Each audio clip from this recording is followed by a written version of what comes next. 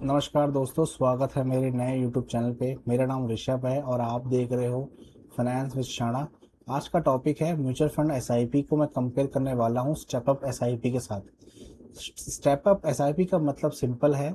जैसे आप एग्जांपल के लिए हर महीने 2,000 रुपये एसआईपी करते हो 1 साल तक, तो अगले साल जब आप एसआईपी करने जाओगे तो उस पे 10% का कैलकुलेशन करना। 2,000 का 10% बनेगा 200 रुपये।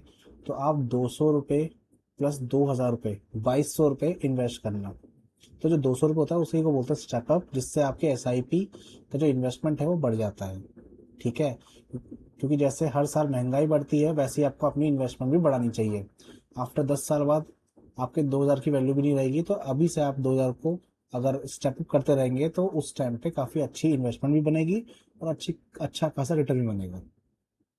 ठीक है, तो चलिए इस वीडियो को हम स्टार्ट करते हैं। इसमें देखिए मैंने एग्जांपल ले रखा है। लेफ्ट साइड में विदाउट स्टेप अप है कैलकुलेशन, राइट साइड में विद स्टेप अप है। एग्जांपल मैं लूंगा 2,000 का। 2,000 रुपये 10 साल तक इन्वेस्ट करें, 2,40,000 बने। With step up 3.82 lakhs. 10% का अगर हर साल CAGR लगेगा डेफिनेटली 4.13 लैक्स बनेंगे। वहीं पे स्टेप अप के साथ 6.09 लैक्स। 12% का अगर ब्याज मिलता है CAGR हर साल तो 4.65 लैक्स। और यहाँ पे वही 12% का बनेगा 6.75 लैक्स। एंड अगर मैं बात करूँ 13% की तो आपका पैसा डबल, और यहाँ पे भी पैसा आपका डबल। सो इससे आपको क्लियर हुआ होगा कि बेसिकली लॉन्ग टाइम में आपका जो पैसा है वो बनता ही बनता है। ठीक है, हिस्टोरिकल डाटा है। जिसने अगर 5 साल से पैसे 5 साल या 5 साल से कम या 5 साल तक जिसने पैसा रखा है उसका पैसा ठीक ठाक बना है। बट जिसने 7 साल 10 साल 15 साल तक जिसने इन्वेस्टमेंट करी है, होल्ड किया है, उसका पैसा डबल ही हुआ है। डबल से ज्यादा भी हुआ है, किसी किसी का पैसा 4 या 5 या 10 गुना भी हुआ है। ठीक है, एंड मैं आपको बताना चाहता हूँ कि हिस्टोरिकल डाटा ये भी बोलता है कि जो आपका इन्वेस्टमेंट है वो आपको म्यूचुअल फंड के अंदर 12% एक एवरेज नंबर है। 12% की मतलब 12 तो मिलेगा ही मिलेगा। ठीक है, 10 मैंने इसलिए लिया सिर्फ अंडरस्टैंडिंग करवाने के लिए आपको कि कभी कभी ऐसा पॉसिबल है कि 20 साल बाद 30 साल बाद 40 साल बाद हो सकता है कि एक रिसेशन आ जाए, एक क्रैश मूवमेंट आ जाए, तो कितना बन सकता है, इसलिए मैंने आपको एक दिया है कैलकुलेशन। अदरवाइज 12 13 14 15 16 ये आपका होता ही होता है CAGR हर साल का। ठीक है, बट मैं आपको पहले ही क्लियर कर रहा हूँ कि डेफिनेटली जो मैंने आपको परसेंटेज बताए 12 13 14 जो होते हैं ये बेसिकली आपका लार्ज कैप में मिलते हैं।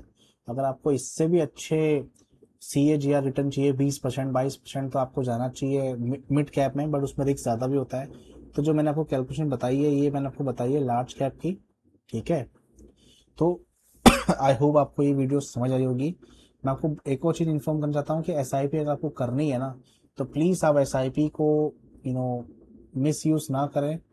एक प्लानिंग करें कि SIP आप क्यों कर रहे हो। लाइक किसी की शादी के लिए, बच्चों की प्लानिंग के लिए, बच्चों की पढ़ाई के लिए, ड्रीम हाउस के लिए, कार के लिए। मेक श्योर कि प्लानिंग 7 साल 10 साल की हो, तो डेफिनेटली आपको जो रिजल्ट है वो काफ़ी अच्छा, पॉजिटिव, ग्रेट अमाउंट के साथ आएगा। सो आप आई होप आपको ये वीडियो अच्छी लगी होगी। आप इसको पोस्ट करके भी देख सकते हो कितना लगाने पे कितना बनेगा। बहुत सही कैलकुलेशन में, कोई दिक्कत नहीं है इसमें। ठीक है, अब मेरा कहना ये रहेगा कि अगर आप इस पर फोकस करोगे तो काफ़ी बेटर। 20,000 रुपये हर महीना अगर इन्वेस्ट करोगे तो विदाउट विदाउट तो अच्छा बनेगा आपका।